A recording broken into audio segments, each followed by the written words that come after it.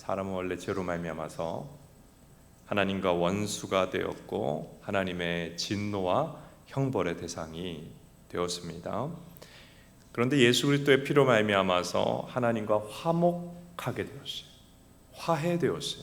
이것을 구원이라고 말합니다. 그런데 많은 성도들이 망각하는 것이 있는데, 하나님과 화목된 자, 구원받은 자는 다른 사람을 구원할 사명을 받은 것이다 하는 것입니다. 고린도서 5장 18절을 보면 하나님께서 우리에게 화목하게 하는 직책을 주셨다. 화목하게 하는 직책이 뭘까요?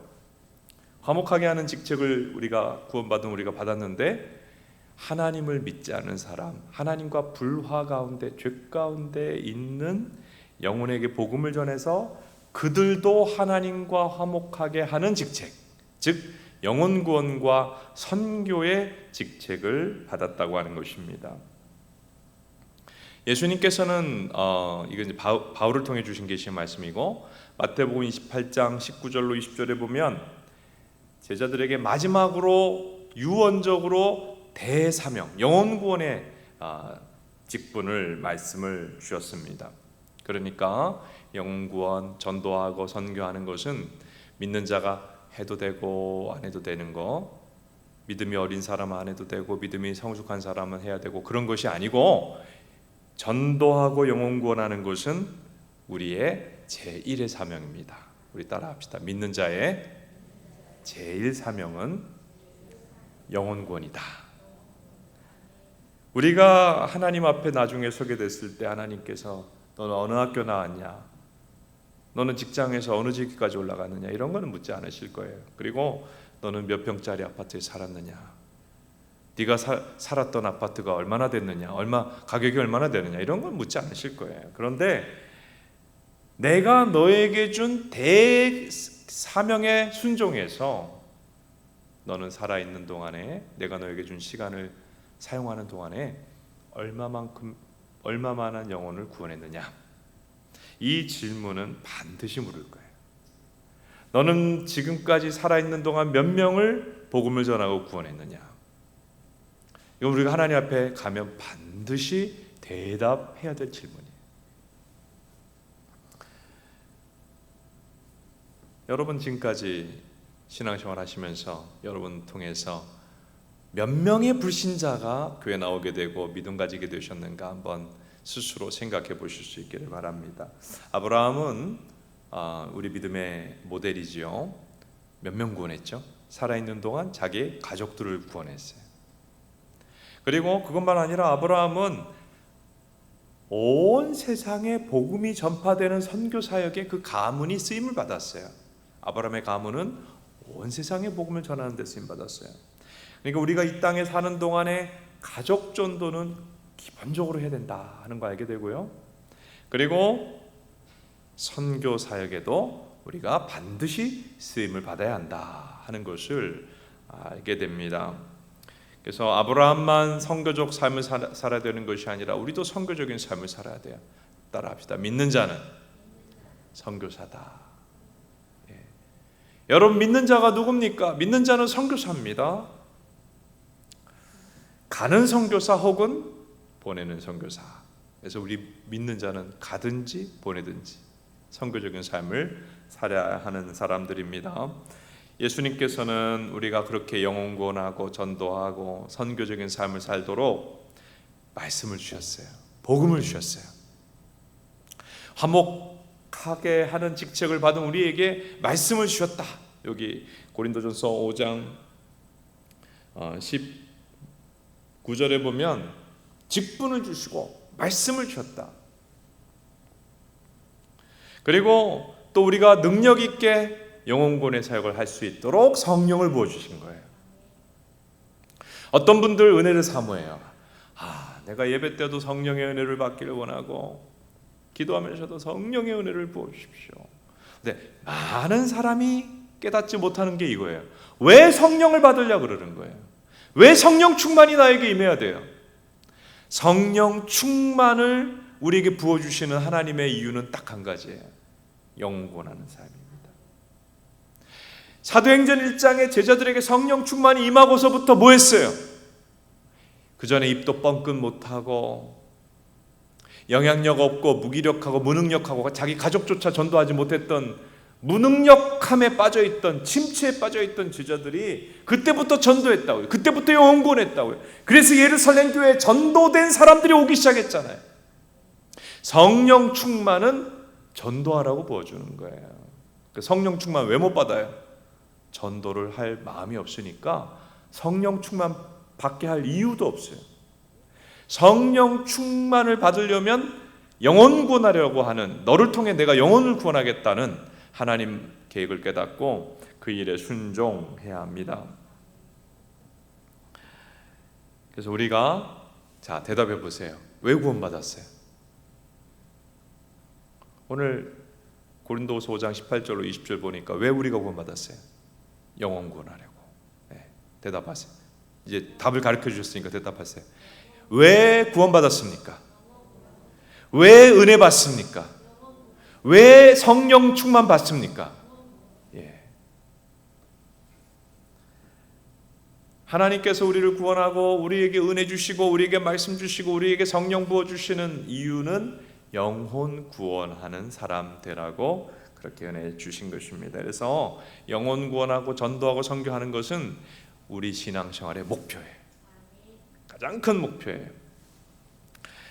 자, 여기 가정을 이루시고 결혼하고 가정 이루신 분들, 결혼해서 아이를 낳으면 아이가 잘 자라기 원하죠. 여러분, 잘 자란다는 게 뭐예요? 배필을 만나서 가정을 이루고 그 자녀가 또 다른 자녀를 낳는 것이 궁극적으로 자녀 양육의 목표라고 할 수 있죠. 장성한 사람은 가정을 이루고 자녀를 낳습니다. 마찬가지로 장성한 성도, 성숙한 성도는 영적 자녀를 낳습니다. 영적 자녀를 낳습니다. 그러니까 우리가 신앙 연수 가지고 신앙 성숙인지 아닌지 알 수가 없어요. 직분 받은 거 가지고 저 사람 직분이 있으니 신앙 성숙하겠다. 그거 알 수 없는 거예요. 직분으로도 신앙 성숙 여부를 알 수가 없어요. 뭘 가지고 신앙이 성숙했는지를 알 수 있느냐?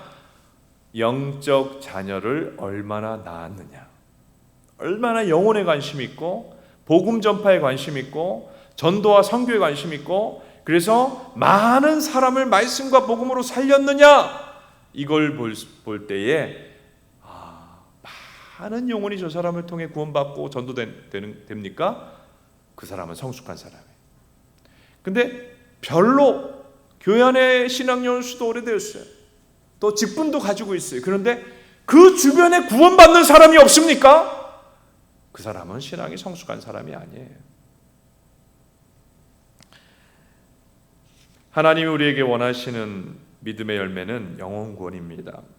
그래서 우리가 교회 와서 예배드리고 은혜 받아야 되는 이유는 뭐예요? 영혼 구원의 열매를 맺기 위해서 은혜가 필요한 거예요. 우리가 교회 와서 이렇게 수요예배도 와서 기도에 대해서 배우고 또 앞으로 또 다른 시리즈를 또 수요 강단에서 말씀 나눌 텐데 왜 배워야 됩니까? 왜 신앙 성숙을 교회를 통해서 평생 성숙하고 평생 훈련받아야 됩니까? 이유가 뭐예요? 영혼 구원의 열매 맺는 자 되게 하려고 하나님이 이런 기회를 주시는 것입니다. 신앙의 열매는 뭐예요? 영혼 구원이에요. 제자 훈련의 열매는 무엇입니까? 영혼 구원입니다. 내가 교회 다닌 지 오래됐어요. 몇 대째 신앙인입니다. 직분도 가졌습니다. 그런데 영혼 구원이 내 주변에 일어나지 않습니까? 그러면 내 영혼은 지금 잠자고 있는 거예요. 아니면 병들어 있는 것입니다. 만일 내 주변에 나를 중심으로 영혼 구원이 일어나고 있지 않다면 깨어나십시오.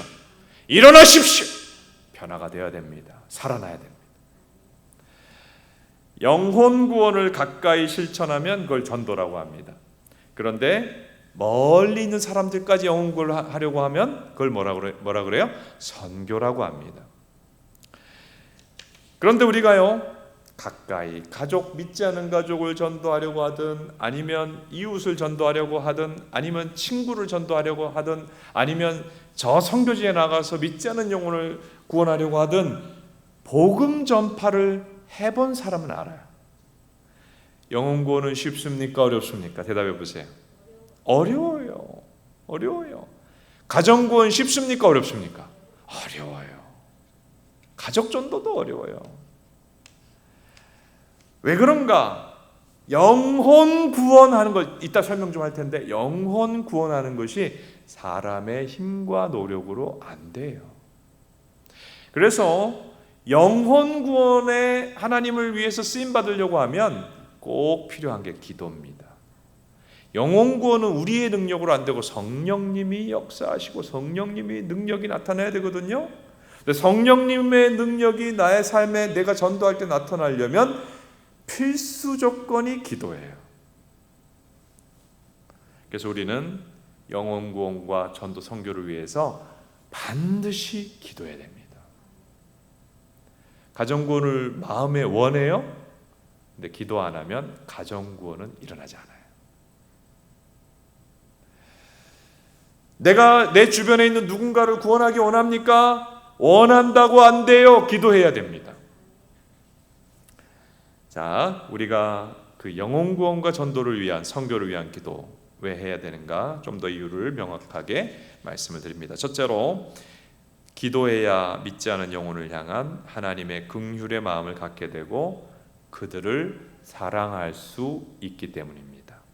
왜 전도와 영혼 구원을 위해 기도해야 되느냐? 기도해야 그들을 제대로 사랑할 수 있기 때문이에요. 사랑하지 않으면 영혼 구원이 일어나지 않습니다. 어떤 가정의 목사님, 내 가족을 위해 기도하여 많이 기도하고 있어요. 지금 구원받도록, 교회 나오도록. 근데 안 돼요. 왜 안 되죠? 사랑 없이 기도하기 때문이죠. 내가 한 영혼을 위하여 하나님 앞에 엎드려서 진실로 기도하다 보면 그 영혼을 향한 예수님의 마음을 갖게 돼요. 주님의 마음이 돼요. 자, 마태복음 9장 36절 한번 읽어봅니다. 시작. 무리를 보시고 불쌍히 여기시니 이는 그들이 목자 없는 양과 같이 고생하며 기진함이라. 예수님이 무리를 보고 어떤 마음을 가지셨어요? 불쌍히 여긴다 그랬어요. 이 불쌍히 여긴다, 스플랑크조마이, 헬라어로 그렇게 되어 있는데 애간장이 끊어지다란 뜻이에요. 여러분, 복음을 모르고 죽어가는 영혼을 향해 애간장이 끊어지는 예수님의 마음, 우리가 기도하면 믿지 않은 영혼을 향해 그 마음이 생겨요. 믿지 않은 가족, 그래 너는 언젠가 믿겠지. 이건 예수님 마음이 아니에요. 믿지 않는 가족, 하도 교회 신앙에 대해서 반대하니까 당신은 지옥이나 가셔. 이건 예수님 마음이 아니에요. 믿지 않는 사람을 놓고 기도하다 보면 애간장이 끊어지는 마음이 돼요. 사랑하는 마음, 그 영혼을 반드시 구원해야겠다는 마음이 생겨요. 우리가 기도하여 이런 마음이 우리 안에 생겨나면 내 곁에 있는 믿지 않은 영혼들이 변화되기 시작합니다. 이런 은혜가 있기를 바랍니다. 두 번째로, 기도해야 믿지 않은 영혼을 붙잡고 있는 사탄의 방해가 사라지기 때문입니다. 고린도후서 4장 3절 4절, 왜 믿지 않은 자가 믿음의 길로 못 나오는가 명확하게 얘기합니다. 같이 한번 읽어봅니다. 시작. 만일 우리의 복음이 가리웠으면 망하는 자들에게 가리워진 것이라. 그 중에 이 세상의 신이 믿지 않은 자들의 마음을 혼미하게 하여 그리스도의 영광의 복음의 광채가 비치지 못하게 함이니 그리스도는 하나님의 형상이니라. 여러분, 믿지 않는 자의 마음은 중립적인 상태가 아니에요. 누가 그 마음을 믿음에 나오지 못하도록 어둡게 합니까? 누가? 이 세상 신이 누구예요? 사탄, 마귀가. 그래서 믿지 않는 자의 마음은 마귀가 붙잡고 있어요. 그 사람이 내가 사랑하는 부모고 배우자고 누구라도 상관없어요. 자녀라도 상관없어요. 마귀가 그 마음에 붙잡고 있는 거예요. 그 사람이 마귀가 아니라 마귀가 그 사람의 마음을 어둡게 하고 있는 거예요. 그래서 마귀가 꼭 붙잡고 있는 그 쇠사슬, 묶어놓은 쇠사슬을 끊어야 되는데 그 끊는 것은 성령의 능력이고 성령의 능력이 나타나려면 기도해야 합니다. 그래서 믿지 않는 대상을 놓고 기도하십시오. 그러면 마귀가 그 영혼을 붙잡고 있는 쇠사슬이 끊어집니다. 그래야 주님 앞에 나오는 거예요. 이런 은혜가 있기를 바랍니다. 세 번째로, 사람이 거듭나고 구원받는 것은 성령의 역사가 아니고는 불가능합니다. 자, 고린도전서 12장 3절, 너무나 중요한, 구원과 관련해서 중요한 말씀이에요. 같이 한번 읽습니다. 시작. 그러므로 내가 너희에게 알리노니 하나님의 영으로 말하는 자는 누구든지 예수를 저주할 자라 하지 아니하고 또 성령으로 아니하고는 누구든지 예수를 주시라 할 수 없느니라. 누구든지 성령이 아니고서는 예수를 주라고 할 수가 없다. 여러분 예수님 믿습니까? 여러분은 성령이 임한 사람이에요. 여러분 누군가 구원받아야 됩니까? 그 사람에게 뭐가 임해야 돼요? 성령님이 임해야 돼요. 지식으로 구원받지 못해요. 성령으로 구원받아요. 교회 다니다가 어떤 사람이 나 하나님 없어, 나 이제 교회 안 나가, 그렇죠? 왜 그럴까요? 그 사람은 지식적으로 믿었던 사람이, 성령으로 거듭난 사람이 아니에요. 그러므로 가짜 믿음입니다. 구원받아야 돼요. 성령으로 거듭나야 돼요. 성령님이 그 영혼에게 역사해 주십시오. 그 영혼이 탁 깨져가지고 자기 죄를 깨닫고 회개하고 죄를 자복하고 예수 그리스도를 나의 구세주입니다 라고 기쁨으로 영접할 수 있도록 그렇게 기도하여야 합니다. 어느 집사님이 고등학교 동창을 고등학교 때부터 쟤는 좀 전도했으면 좋겠다 이런 마음을 갖고 있었는데 용기가 없었어요. 그래서 전도를 못했다고 합니다. 그러다가 이제 대학 졸업하고 직장 생활하고 중년이 돼가지고 나중에 만났을 때 교회를 한번 나가보지 않겠냐고, 예수님 안에 살 길이 있다 이렇게 했더니 그 사람이 뭐라고 한 줄 아세요? 나는 네가 나를 교회로 인도하기를 고등학교 때부터 바랬다. 왜 인제 얘기하느냐? 왜 인제 얘기하느냐?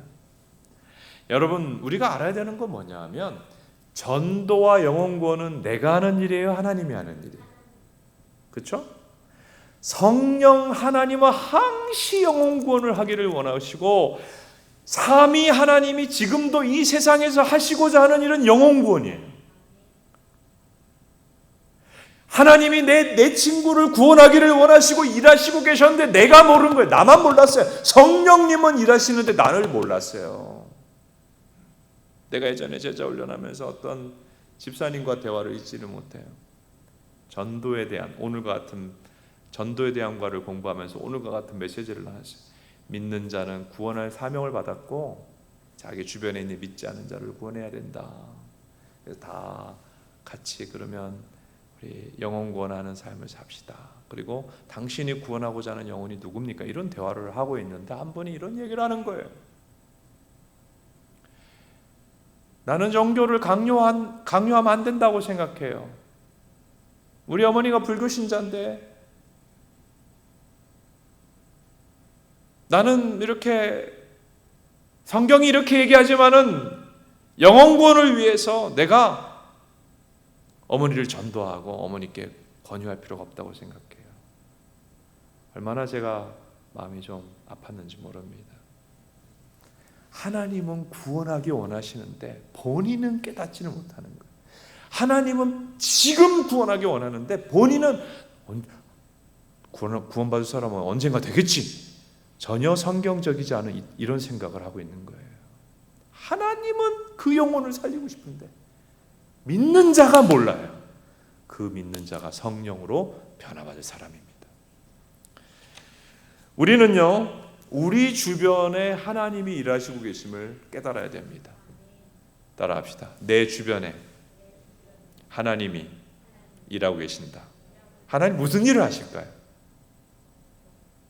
영혼 구원을 위해 내 주변에서 일하고 계신 거예요. 하나님이 이 세상에 물론 관심 있는 거 여러 가지가 있습니다만은 가장 하나님이 관심 가지고 있는 건 영혼 구원이에요. 내 주변에 하나님은 성삼위 하나님께서 영혼 구원을 위하여 계속 일하고 계셔서 우리가 기도하면 하나님이 어떻게 일하고 계신지를 알고 동참하게 돼요. 하나님의 일에 동참하게 돼요. 여러분, 기도를 하나님을 내 편으로 끌어들이는 걸로 생각하지 마세요. 기도를 내가 원하는 거 하나님 들어줘 하는 주문서를 내미는 거로 생각하지 마세요. 기도는 하나님께 주문서를 내미는 게 아니라 주문서를 받는 거예요. 기도는 하나님을 내 편으로 끌어들이는 게 아니라 내가 하나님 편이 되는 거예요. 아멘입니까? 기도하다 보면 하나님이 내 주변에 어떤 일을 하기 원하시는지도 알게 되고 하나님 하시는 일에 동참하게 됩니다. 이와 같은 역사가 있게 되기를 축복합니다. 여러분, 우리가 하나님 앞에 엎드려 기도하게 되면 하나님이 내 가정에 어떤 일을 하기 원하신 줄 알게 돼요. 이 사람을, 내 가정에 이 사람을 구원하기 원하시는구나. 겉으로 볼 때 불가능해 보여요. 그런데 하나님은 원하시거든요. 그래서 내가 하나님과 더불어 그 영혼을 위해 기도하고 또 기도하고 또 기도하면 어떤 일이 벌어질까요? 기도하면 딱 그 표현을 쓰고 싶어요. 익은 감이 똑 떨어지듯이 도저히 믿기에 불가능해 보이던 그 영혼도 톡 하고 하나님 앞으로 믿음 갖겠다고 돌아오는 역사가 일어나게 됩니다. 그런데 이렇게 믿지 않은 영혼이 내가 기도하는 가운데 하나님 앞에 돌아오게 되려면 중요한 것이 기도의 양이 차야 된다는 거예요. 기도의 양이 차는 것을 기도가 때가 찼다, 성경이 이렇게도 표현하고, 또 기도의 향연이 하나님 앞에 올라간다, 하나님 받으신다.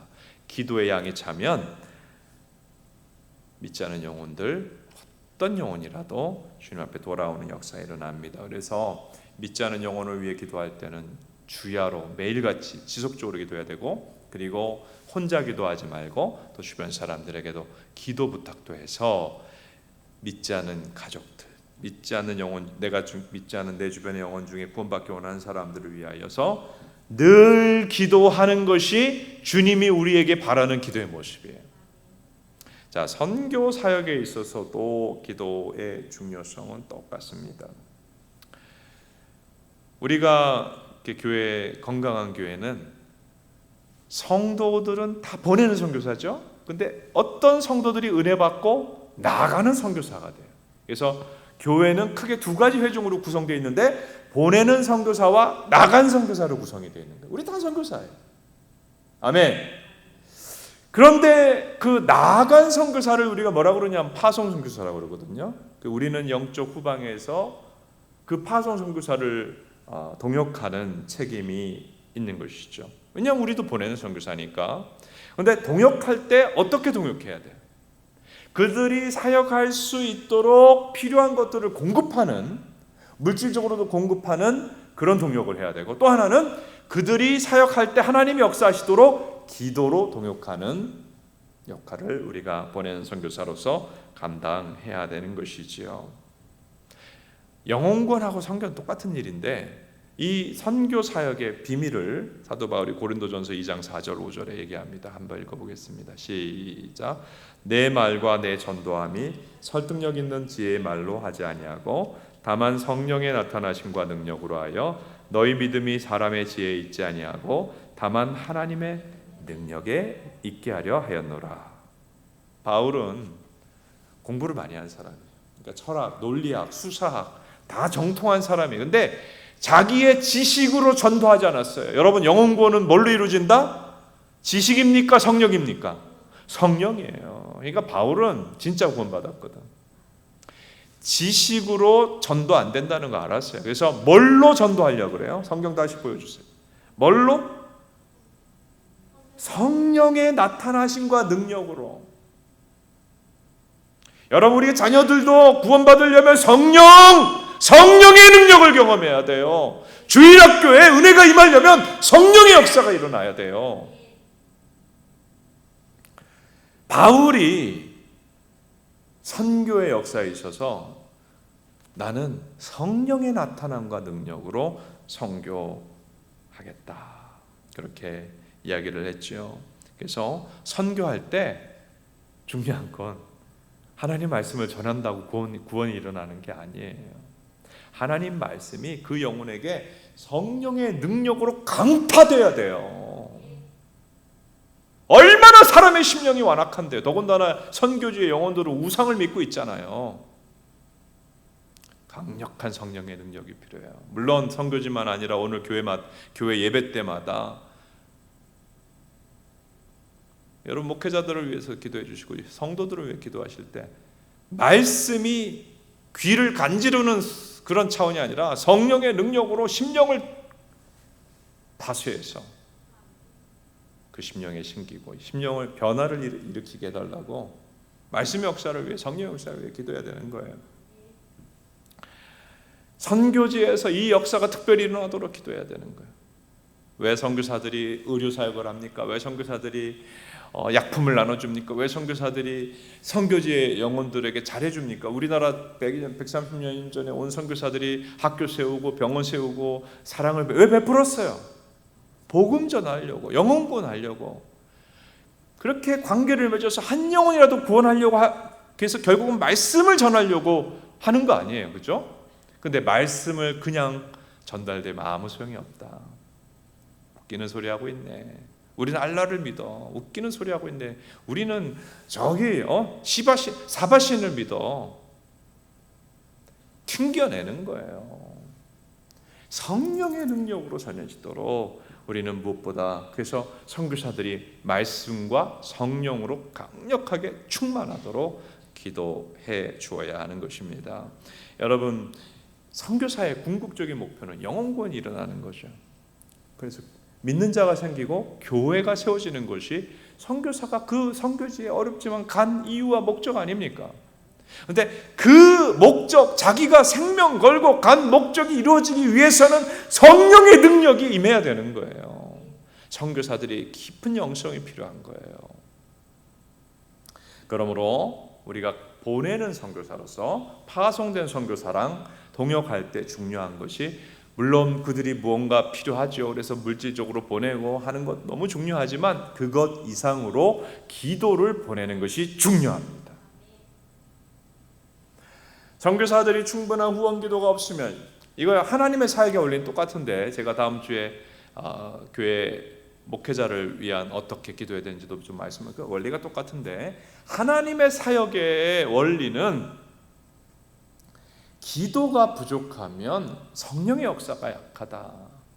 그래서 선교지에 선교사를 위해 기도할 때 선교사의 성령 충만을 놓고 기도하는 게 제일 중요한 거예요. 그리고 선교지에 그 영혼들을 만나고 관계를 맺고 말씀을 전할 때 성령이 강력하게 사도행전처럼 역사하도록 기도해 주셔야 합니다. 그래야 영혼 구원이 일어나고 그래야 교회가 세워질 수가 있는 것이지요. 그리고 우리가 선교지에 있는 선교사들을 위해서 기도를 협력해야 되는 이유는, 우리는 영적 후방에 있어요. 근데 영적 전방에 가보신 분 계십니까? 저는 여러분이 우리 장로님 권사님들부터 시작해서 다 선교지에 가보셔야 된다고 생각합니다. 그걸 뭐라 그러죠? 뭐 선교지 방문도 될 수 있고 단기 선교라고도 할 수 있어요. 뭐 여행도 갈 수 있지만 반드시 단기 선교 가보셔야 돼요. 선교지에 가보셨습니까? 제가 왜 미얀마 사태가 일어나고 나서 미얀마를 위해 기도 안 하는 교회들도 있을 수 있잖아요. 왜 이렇게 간절히 기도하죠? 그 땅에 가봤으니까요. 어떤 나라인지 아니까요. 거기서 눈물 흘렸으니까요. 거기서 죽을 뻔했으니까요. 짧게지만 그 땅을, 선교지를 방문해서 내 시간 중 가장 젊고 귀한 시간을 그 땅을 위해서 썼기 때문에 아는 거예요. 그냥 텔레비전에 뉴스에 미얀마 사태가 나왔을 때 벌써 기도 제목이 딱 기도해야 됐구나, 붙잡히는 것이죠. 여러분, 선교지를 꼭 방문해 보십시오. 우리 교회도 이제 이 코로나 상황이 좀 해결되면 단기 선교를 갈 필요가 있죠. 아니면 개인적으로 선교사가 있는 곳을 가세요. 선교지를 가십시오. 가보면 영적 후방인 한국과 교회가 동네마다 있고 그래도 교회 목사님들이 그 지역을 위해 기도하잖아요. 하나님이 은혜 주시는 지역과 이슬람권, 여러분 이슬람권 가보셨어요? 그다음 불교권, 공산권, 무시무시한 영적으로 지역들이 있습니다. 마귀들이 그냥 강하게 역사하는. 그리고 영적 최전방에 가면 느껴지는 게 있어요. 야, 교회가 많은 나라와 교회가 없는 나라에 진짜 느껴지는 차이가 있어요. 제가 미얀마 같은 그런 아주 강력한 귀신이 역사하는 나라도 아니었어요. 태국으로 이제 단기 선교를 갔는데 가가지고 가기 전에 단기 선교팀이 뭐 그래도 어쨌든 외국으로 가는 것이고 그러니까 다 처음에 막 들떠 있는 거예요. 이렇게 공항에서 보니까 다 기분이 너무 좋은 거예요. 단기 선교 나가시는 분들이. 그렇구나 하고 딱 도착했어요. 그리고 그 향 냄새와 그 선교지에 딱 첫날 저녁에 이제 저는 단기 선교를 가면 꼭 아침과 저녁으로 예배드리고 기도회를 하는데 딱 보는데 다들 완전히 짓눌려 있는 거예요. 태국은요 사실은 그렇게 영적으로 엄청난 나라가 아니에요. 이슬람권이라든지 미얀마 같은 뭐 아프가니스탄 같은 그런 나라도 아니에요. 그래도 영적으로 얼마나 강력하게 사탄 마귀가 누르는지. 여러분 선교사들은 교회도 없는 곳에서 영적으로 너무나 사탄 마귀가 강력하게 역사하는 곳에서 짓눌리면서 매일 영적 싸움을 경험하면서 자녀들의 영적 고통을, 여러분 마귀는요 목회자 선교사의 자녀들은 그렇게 잘 공격해요. 모기는 아기를 좋아해요, 어른을 좋아해요? 모기가 들어오면 누구를 먼저 물어요? 아기를 먼저 물듯이 사탄 마귀는 목회자 선교사 자녀들을 아주 그냥 너무너무 좋아하는 거예요. 그래서 자녀들이 쓰러지고 이런 일들을 보게 되는 것이거든요. 그러므로 선교사는 반드시 기도 후원이 필요하고 성령으로 강력한 능력을 계속 공급받아야만 사역을 감당할 수 있는 것 기억할 수 있게 되기를 바랍니다. 우리가 보내는 선교사로서 파송되어 있는 우리는 후방에서 영적 최전선에 있는 사람을 위해 계속 뭘 해야 되냐? 기도의 포격을 해야 됩니다. 여러분 선교지를 위해 먼저 기도하고 계십니까? 여기 순장 임직자들 또 오래된 신앙인들 또 이렇게 수협에 나오시는 신실한 성도 여러분, 선교지의 기도의 포격을 하는 기도의 용사 되시기를 축복합니다. 매주 기도하시고 매일 기도하십시오. 그럼 하나님의 기가 막힌 역사들이 일어나게 될 것입니다.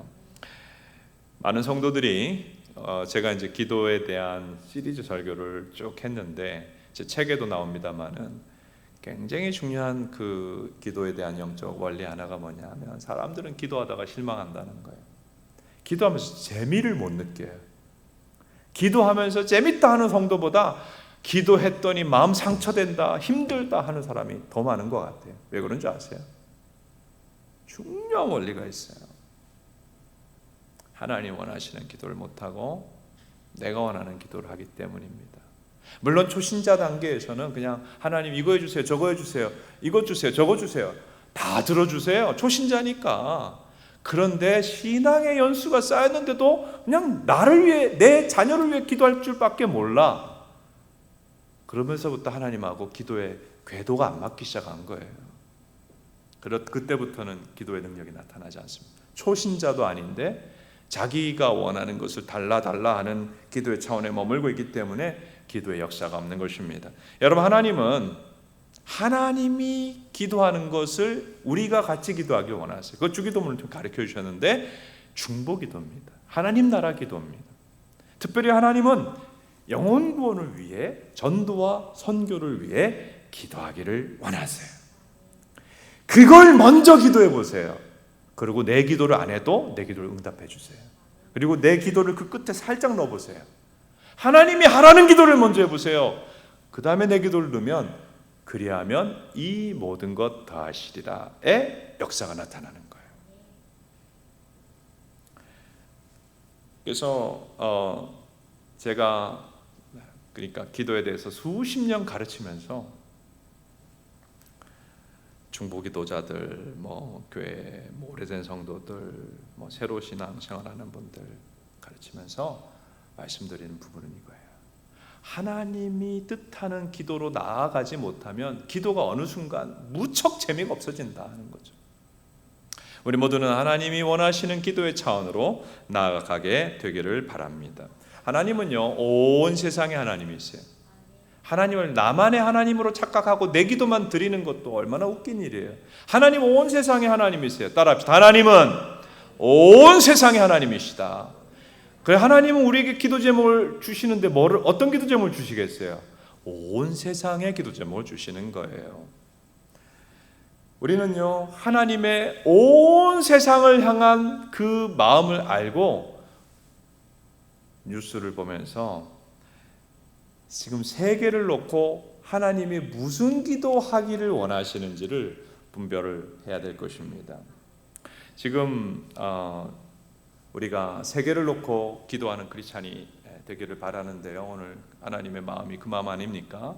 세계를 놓고, 목사님, 세계를 놓고, 아니 나를 놓고도 기도해도 별로 응답이 없어서 기도가 힘들어 죽겠는데 세계를 놓고 기도하면 무슨 일이 일어나는데요? 아무 일도 일어나지 않잖아요. 이런 분들이 계신지 모르겠습니다. 그래요, 말씀을 드릴게요. 나만을 놓고 기도하면 초신자가 아닌 이상은 별 가만히 계세요. 하나님이 가만히 좀 계셔요. 근데 하나님의 기도 제목을 놓고 기도하면 왕성한 기도 응답의 역사가 나타납니다.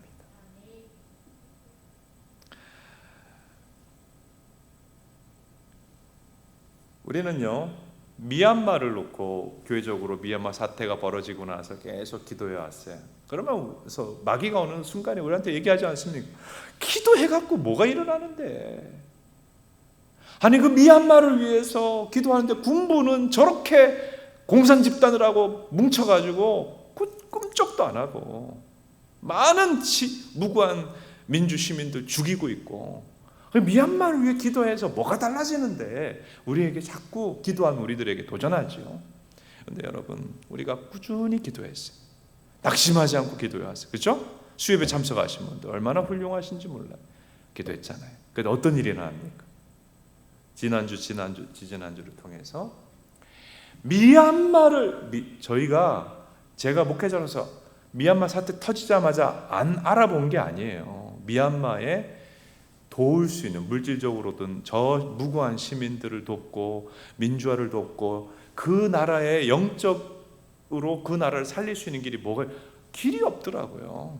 길이 없어요. 미얀마를 도울 길이 안 보였어요. 근데 기도하는데 그냥 무슨 감이 익은 감이 뚝 떨어지듯이 그냥 어떻게 연락이 선교회와 연락이 되고 이렇게 또 연락이 되고 연결돼 가지고 미얀마에 의약품을 보내면 사람들이 많이 살아날 수 있대요.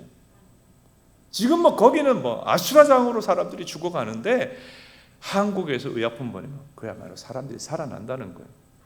그래요? 그만 최선을 다해서 해보겠습니다. 선교사님한테. 그래서 우리 교회 안에서도 시작을 하고 교회 제 동역자들하고도 하고 해서 지금 얼마나 귀하게 지금 미얀마를 위한 사실은 하나님의 역사들이 막 진행되고 있는지 몰라요.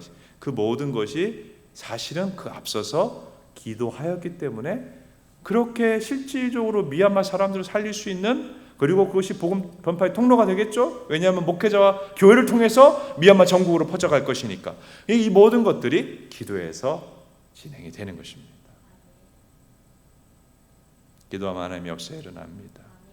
기도하면 미얀마 군부를 저렇게 악한 일들을 하는 거 하나님 멈추게 하실 것이고, 또 이 모든 일을 사용해서 미얀마의 공산주의와 불교의 경관진이 무너지고 미얀마가 하나님 앞에 나오게 되는 역사로 하나님은 이 기회를 사용해 주실 줄로 믿습니다.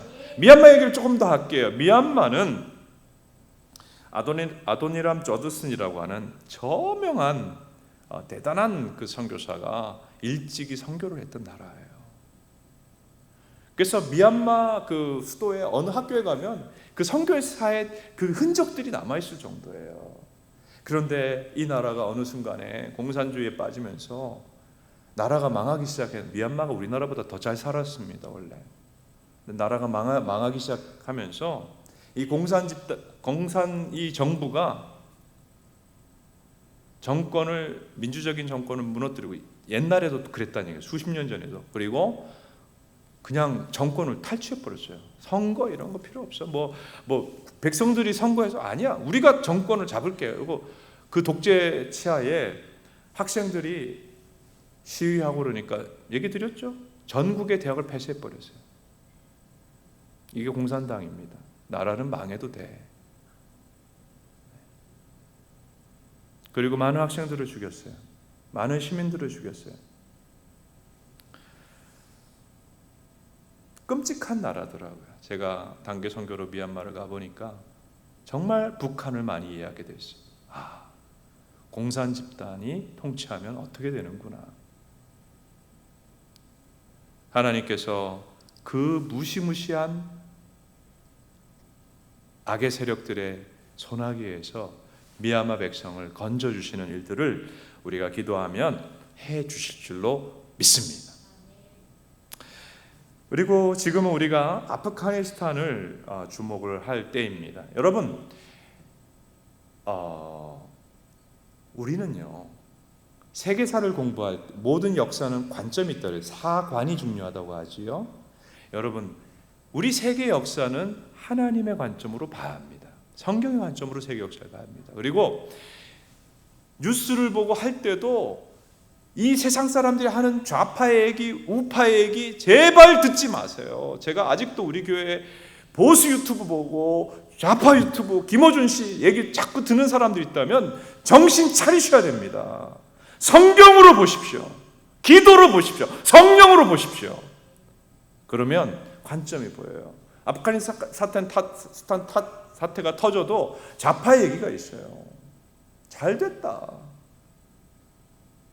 친미 어영 정권이 저렇게 부패하고 공정하지 못하게 나라 백성들을 힘들게 했는데 이번 기회에 너무 잘 됐다는 게 좌파의 논리 아니에요. 우파의 논리가 또 있어요. 제발 그렇게 보지 말고 믿는 자는 말씀과 성령으로 보십시오. 아멘입니까? 거짓 선지자들이 좌파 우파 평론가들이에요. 성경으로 보면 하나님이 우리에게 깨닫게 해주시는 게 있어요. 아프가니스탄을 위해 기도하라, 이거예요. 우리가 성령으로 지금 뉴스를 보면 아프가니스탄을 위해 기도하라, 이걸 깨닫게 됩니다.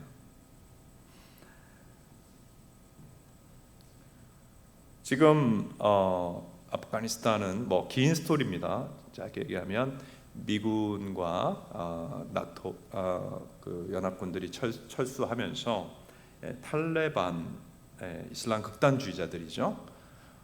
왜 아프가니스탄 전쟁이 일어났죠? 이슬람 극단주의자들이 전 세계를 대상으로 성전을 버리고 테러를 벌였기 때문에 그 이슬람 극단주의자들의 직결지인 거기에 또 누가 있었어요? 빈 라덴이 있었죠. 거기에 전쟁이 일어난 거예요.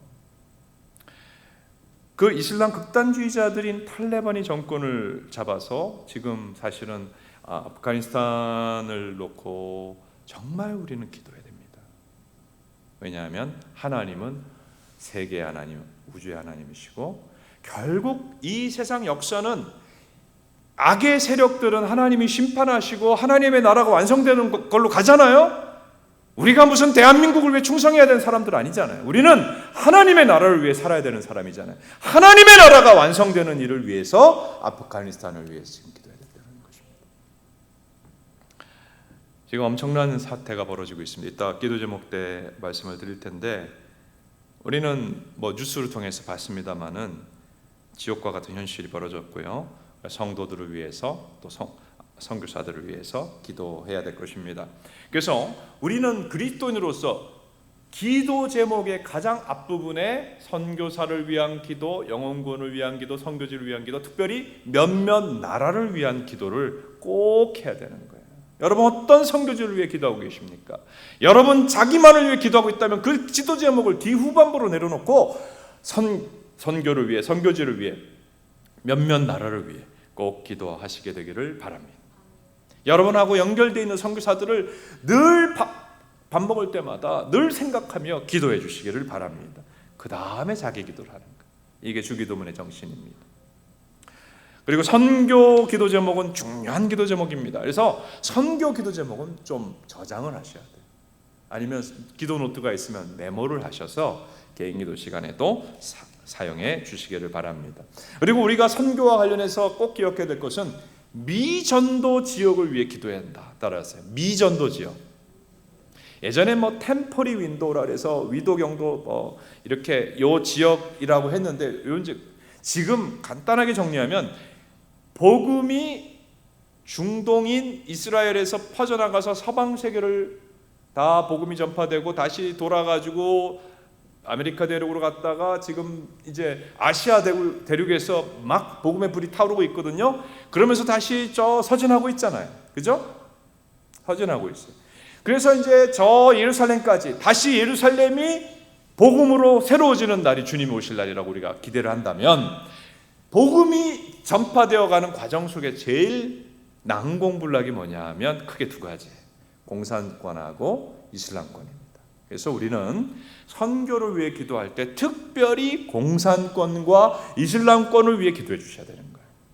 그러니까 우리 교회가 지금 선교사들하고 파송이든 협력이든 주로 어디와 연결할까요?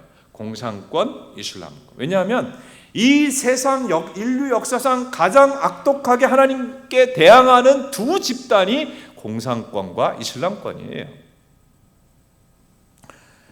그래서 우리가 그 지역을 위해, 그 권역을 위해서 또 특별히 기도해 주셔야 될 것입니다.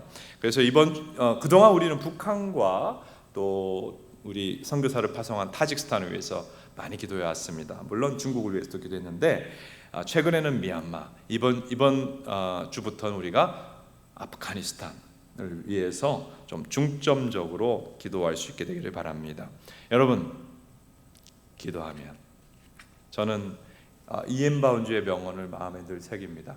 하나님 우리 기도의 눈물이 흐르는 방향대로 역사를 이끌어 가신다. 여러분, 제 초라한 인생도 그랬던 것 같아요.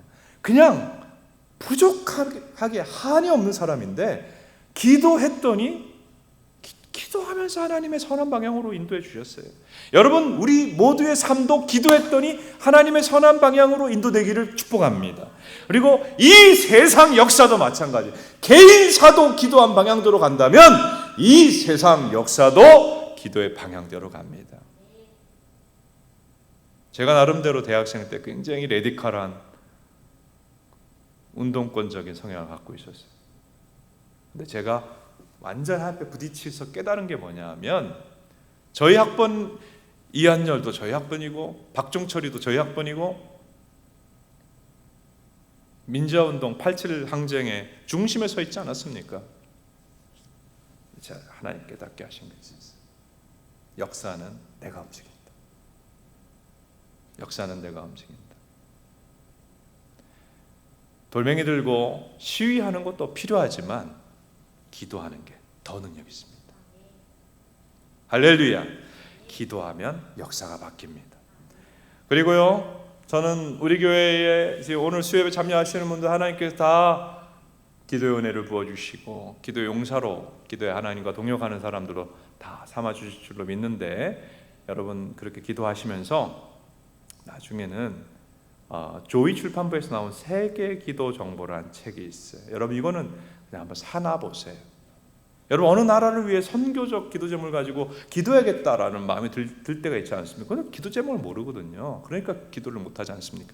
거기 전 세계 기도 제목이 다 나와 있고, 이것이 무려 365일 기도할 수 있는, 날마다 기도할 수 있는 책을, 제가 진짜 이전에 사랑의 교회 사역할 때 이걸 갖고 기도하는 귀한 분들을 참 많이 만났어요. 여러분 조금 이제 시간이 많아지신 분들 저 책 갖고 기도하십시오. 그리고 더 하나님 앞에 기도로 쓰임받기 원하시는 분들, 하나님은 온 세상을 품고 온 세계를 기도로 하나님과 함께 움직여가는 그런 기도의 사람들을 찾고 계십니다. 우리가 그렇게 하나님과 동역하는 사람이 될 수 있기를 바랍니다.